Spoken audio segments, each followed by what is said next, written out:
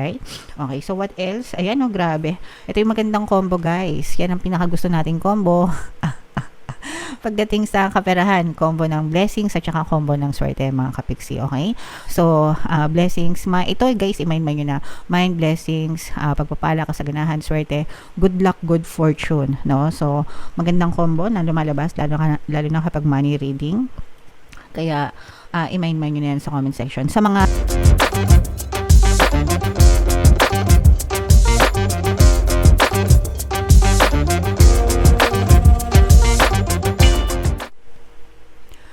Hello guys, hello Capricorn. Welcome back to Pinay Pixie Tarot. Ang pamangat ng episode natin for tonight is Money Money Come to Me. Ito yung ating money reading, mga kapiksi, para ngayong March.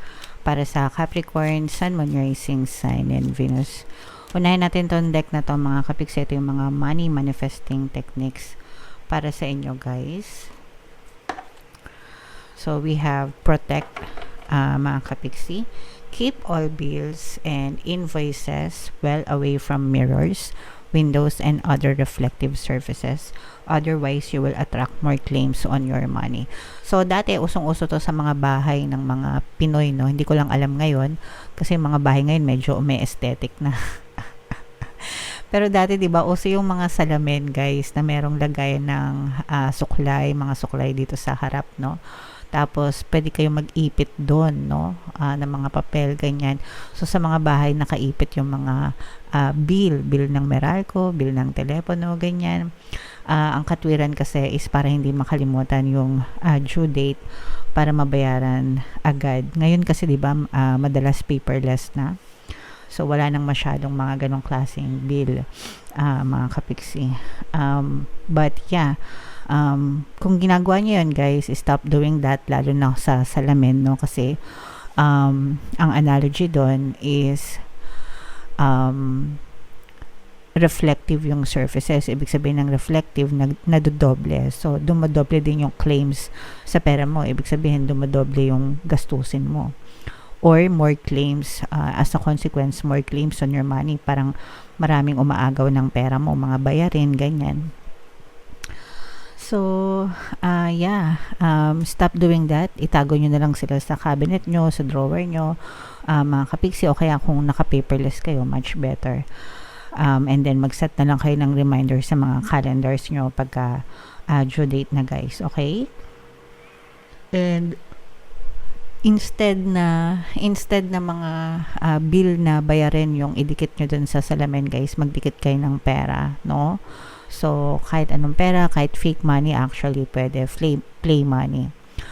Mga bills, ganyan, peso bills, or kung ano man yung currency sa bansa na nandun kayo, idikit nyo sa salamin. And as a result, or as a consequence, dahil nga reflective yun, dodoble, or dadami yung pasok naman ng pera sa buhay nyo, mga kapiksi. Okay? Alright, so comment down below, guys, if na-try nyo to, mga kapiksi, and kung ano yung impact sa inyo, guys. Okay? Tingnan natin yung ganap sa inyong kaperahan, Capricorn, ngayong Marso. Shuffle ko to, guys. Habang sinashuffle ko to, panoorin nyo muna yung video natin regarding sa ating paano mag-manifest ng abundance video course. Kapiksi, sawa ka na ba sa mga struggles at hirap sa buhay mo? Masipag ka ba at masikap sa buhay ngunit hindi ka pa rin umaasenso? Ilang beses ka na bang nag-attempt mag-negosyo at mag-invest pero palagi ka pa rin nalulugi? Sa pagkakataon na ito ay maaaring may subconscious beliefs ka na nagiging balakid sa iyong pag-unlad at pagyaman. Introducing, paano mag-manifest ng abundance video course. Dito ay matututunan mong ma-overcome ang mga balakid mo para tuluyan ka ng umunlad, umasenso, sumagana, maging matagumpay, successful at maswerte sa iyong kabuhayan, pera, trabaho, negosyo, salapi at kaperahan ng bonggang-bongga. Dali, mag-send na ng email sa pinoypixie@gmail.com at simulan na ang iyong pagyaman ngayon. Alright, so sa lahat ng gusto mag-avail ng course, guys, naka-flash sa screen nyo. Una, meron tayong paano mag-manifest ng abundance video course para sa inyong kaperahan, trabaho, negosyo, salapi. Meron din tayong paano mawala ang third party at magkaroon ng harmonious na relationship. And meron din tayong email coaching, manifest your desires using the law of attraction. So, sa mga interesado, mga kapiksi, mag-send lang kayo ng email sa pinoypixie@gmail.com. Wow, so sobrang ganda, guys. ng inyong money energy, Capricorn, no? Kayo ay represent ng King of Pence. Ito na ating yung money energy, mga kapiksi. So, unang-una, guys, nasa inyo yung energy ng blessings, no? Pagpapala, kasaganaan. So, maliwanag, mga kapiksi, kumbaga maaliwalas, maliwanag, fresh yung pagdaloy ng kaperahan sa inyo. Actually, for some of you guys, meron kayong mga na-miss na opportunity na dati, no? Na maaari siyang bumalik sa inyo ngayon, okay? And maaari nyo siyang parang i-take yung opportunity right now. So, let's say, for example, baka in your previous past, may nag-alok sa inyo ng negosyo or investment, guys, na parang pinagpaliban nyo, ganyan, hindi nyo ginrab yung opportunity before, tapos parang ngayon, o kaya naman negosyo, ganyan, or whatever, kahit anong sideline, tapos ngayon, parang bumabalik itong opportunity na to, mga kapiksi. Pero syempre guys, no, again, pagdating sa opportunity, palagi pa rin kayo mag-ingat, no, make sure talaga na pinag-aaralan nyo kung ano yung pinapasok nyo, kasi kahit na sometimes, no, kahit anong mukhang legit, mga kapiksi, nagkakaroon pa rin ng problema, di ba? Kahit nga yung mga artista natin dito sa Pilipinas, nai-scam din sila, na kumbaga nasasangkot din sila sa mga investments na mga fraud, ganyan, di ba? So, what more tayo pa, di ba? Sila nga, ang dami na nilang pera, nai-scam pa sila. So, lalo na tayo, mga kapiksi. I mean, mag-ingat pa rin, guys, para siguradong patok talaga, or legit talaga yung mga investments nyo, okay? Pero yun yung nakikita natin, na maaari may magbalik na opportunity sa inyo, na kapag tinake advantage nyo, guys, maaari pa siyang magdala ng more blessings sa inyo, mga kapiksi. For some of you, nakakita rin tayo dito ng travel, guys, no? Parang business travel, o kaya parang ipapadala kayo, no? Kung kayo ay mga nagtatrabaho, guys. Pwedeng internship din, no? Parang kayo yung pinapadala, let's say for example, kayo yung pinapadala ng kumpanya sa ibang bansa or sa ibang lugar, no? Parang nagigain din kayo ng experience, mga kapiksi, at the same time, and meron pa kayong room for promotion, no? Pag palagi kayo yung pinapadala, ganyan. So, kumbaga parang yung credibility nyo, mga kapiksi, mas lalong lumalalim, guys. And yung iba naman sa inyo, parang nag-e-explore pa kayo ng iba pang ideas, no, na pwedeng pagkakakitaan, na may kinalaman din dun sa mga desires nyo, sa mga gusto nyong lifestyle, kumbaga. So, let's say, for example, right now, nakaka-discover kayo ng mga pwedeng pagkakitaan online, bukod sa online selling, di ba? Parang na-explore nyo kung ano yung mga different ways to earn money, mga kapiksi, okay? So, mga ganun, guys. And lahat ng yun, parang nagiging total, parang lahat nun, ang nagiging ending is nagsusupport siya dun sa dream mo, mga kapiksi. Alright?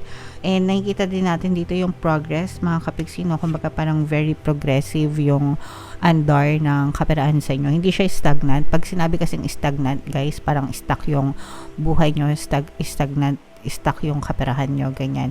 Pero ito, may movement sa inyo. Kahit na maliit lang yung movement, at least meron. So, yun yung pinaka-importante, guys. You show up for yourself every day, no? Talagang dapat kumikilos kayo araw-araw para matupad nyo yung mga pangarap nyo sa buhay, mga kapiksi. Alright? Okay, so what else? Ayan, no, grabe. Ito yung magandang combo, guys. Yan ang pinakagusto nating combo. Pagdating sa kaperahan, combo ng blessings at saka combo ng swerte, mga kapiksi, okay? So, blessings, ito guys, i-mind nyo na, mind, blessings, pagpapala, kasaganahan, swerte, good luck, good fortune, no? So, magandang combo na lumalabas, lalo na kapag money reading. Kaya, i-mind nyo na yan sa comment section. Sa mga nagko-collaborate, mga kapiksi, so let's say for example, nakikipag-collaborate kayo sa isang tao, or you're working with collaboration, guys, maaari ito magdala ng swerte sa inyo, mga kapiksi. Pero medyo mabigat ito, no? Kumbaga parang yung swerte na matatamasan nyo mga kapiksi, may mga kapalit siya na paghihirap, sakripisyo, and ganun naman yun guys, no? Palagi nyong tatandaan, no pain, no gain, no? And actually guys, mas masarap nga napitasin yung bunga kapag pinaghirapan nyo, hindi yung puro sarap lang, di ba?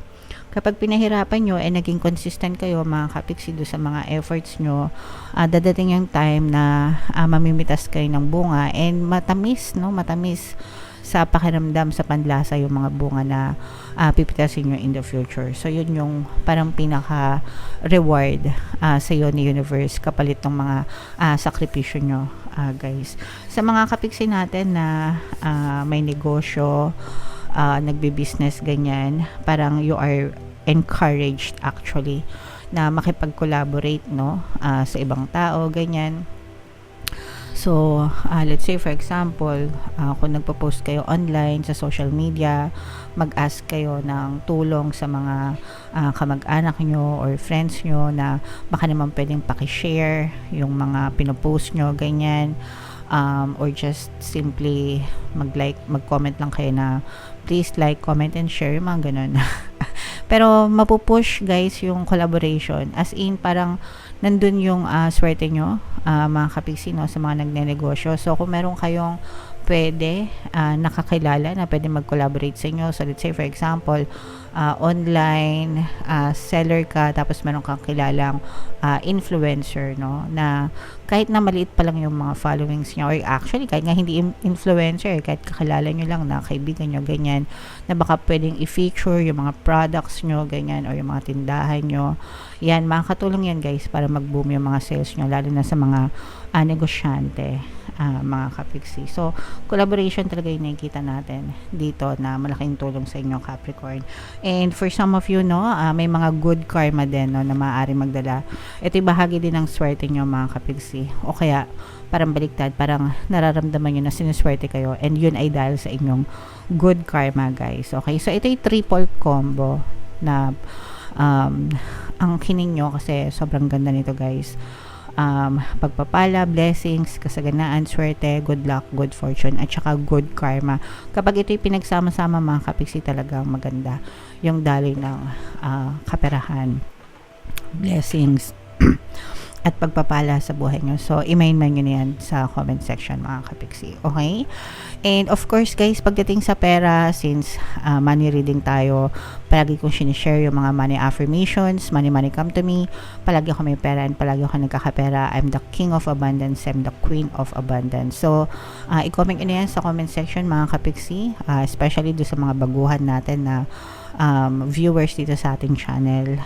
Kabisaduhin yung affirmations na yan, and sabihin nyo lang araw-araw para talagang sumagana yung buhay nyo guys. Okay? Alright, so comment down below Capricorn if feeling nyo naka-resonate kayo, and i-mind nyo na yan guys, no? For more tarot readings, ito yung playlist nyo. Ito yung ating success stories ng paano mag-manifest ng abundance video course. Click here to subscribe guys. Ito yung ating mga pampaswerte subliminals. Thank you for liking, sharing, and subscribing. See you again next time. I love you all mga kapiksi. Have a nice day. Bye-bye.